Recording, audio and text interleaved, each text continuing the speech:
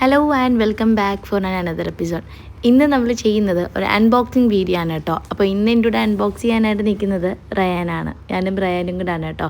ഉച്ച ടൈമിൽ ഇപ്പോൾ റയാൻ ഉറങ്ങൽ വളരെ കുറവാണ്. ടൈം ഇങ്ങനെ ചേഞ്ച് ചെയ്ത് വരുന്നു, വയസ്സ് ഇങ്ങനെ മാറി മാറി വരുന്നു, ഉച്ച ഉറക്കം കുറഞ്ഞു വരുന്നു.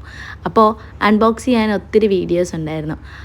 തിരക്കായതുകൊണ്ട് ഞാനും റയാനുമാണ് ഇന്ന് അൺബോക്സ് ചെയ്യുന്നത്.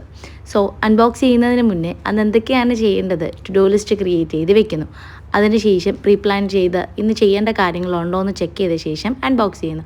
സോ ഇത് ഒരു ഹാങ്ങിങ് ആണ്, നല്ലൊരു ഹാങ്ങിങ് ആണ്, ഒരു കോട്ടോട് കൂടി കുറച്ച് എസ്തെറ്റിക് വൈബ് തരുന്ന ഒരു ഹാങ്ങിങ്. And also the next thing is ഒരു എസ്തെറ്റിക് തന്നെയാണ്, ഒരു സ്ട്രിങ് ലൈറ്റ്.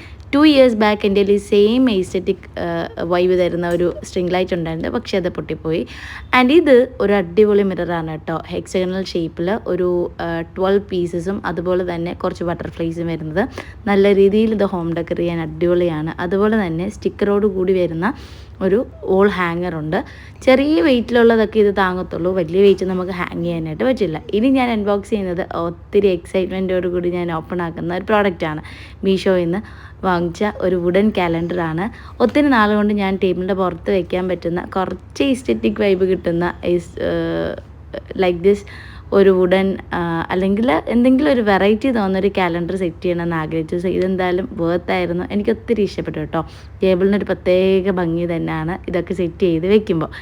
ആൻഡ് ദെൻ നമ്മൾ ഓൾറെഡി നമ്മുടെ ഒരു വീഡിയോയിൽ പറഞ്ഞിട്ടുള്ളതാണ്, നമുക്ക് കോളേജിൽ മോഡൽസ് ഓഫ് ടീച്ചിങ് ജൂനിയേഴ്സിന് ക്ലാസ് എടുക്കണം എന്നുള്ളത്. സോ അത് നമുക്ക് സഡൻ പോയി എടുക്കാനായിട്ട് പറ്റില്ല.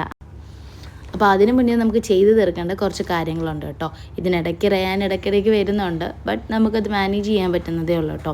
സോ ആദ്യം ഞാൻ ക്ലാസ്സിൽ പറയേണ്ട കാര്യങ്ങളെ ഒരു കോൺവെർസേഷൻ പോലെ ആക്കി വെച്ചതിന് ശേഷം അതൊന്ന് പ്രാക്ടീസ് ചെയ്യുന്നു. കാരണം എല്ലാ കാര്യങ്ങളും പെർഫെക്റ്റ് ആകുന്നത് നമ്മൾ നല്ല രീതിയിൽ അത് പ്രാക്ടീസ് ചെയ്യുന്നതിലൂടെയാണ്. എൻ്റെ 7 വർഷത്തെ ഹയർ സ്റ്റഡീസിലൂടെ ഞാനിത് പഠിച്ച കാര്യങ്ങളാണ്. ബാക്കി റെസ്പോൺസിബിലിറ്റീസിനൊപ്പം നമ്മളിത് ഹാൻഡിൽ ചെയ്ത് പോകണം. നമുക്ക് ഈസി ആകണമെങ്കിൽ നമ്മൾ നല്ല രീതിയിൽ പ്രാക്ടീസ് ചെയ്യണം. പ്രാക്ടീസ് ഒരുവിധം കഴിഞ്ഞ ശേഷം ഞാൻ പിന്നെ പ്രിപ്പറേഷൻസ് ആണ്. കാരണം ആക്ടിവിറ്റി കാർഡ് ഓൾറെഡി കമ്മീഷൻ്റെ തിരിപ്പുള്ളതുകൊണ്ട് തന്നെ എനിക്കതൊന്ന് മോഡിഫൈ ചെയ്തെടുത്താൽ മാത്രം മതിയായിരുന്നു. അങ്ങനെ നമ്മൾ അതൊക്കെ സെറ്റ് ചെയ്തെടുത്തു.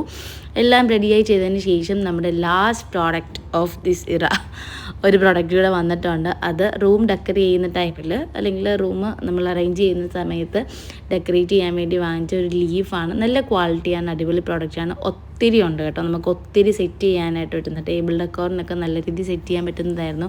ബട്ട് ഇതിലൊരു ഫണ്ണിന്ന് വെച്ചാൽ ഇതാരും അറിയാതെയാണ് ഞാൻ ഓർഡർ ചെയ്തത്. പക്ഷേ അൺബോക്സ് ചെയ്ത സമയത്ത് മുറിയിൽ എല്ലാവരും കൂടെ വന്നു ഗൈസ്. പക്ഷേ നല്ലൊരു കോമഡി സിറ്റുവേഷൻ ആയിരുന്നു അവിടെ ഉണ്ടായത്. പക്ഷേ ഇത് നല്ലൊരു പ്രോഡക്റ്റാണ്. നമുക്ക് റൂം ഡെക്കർ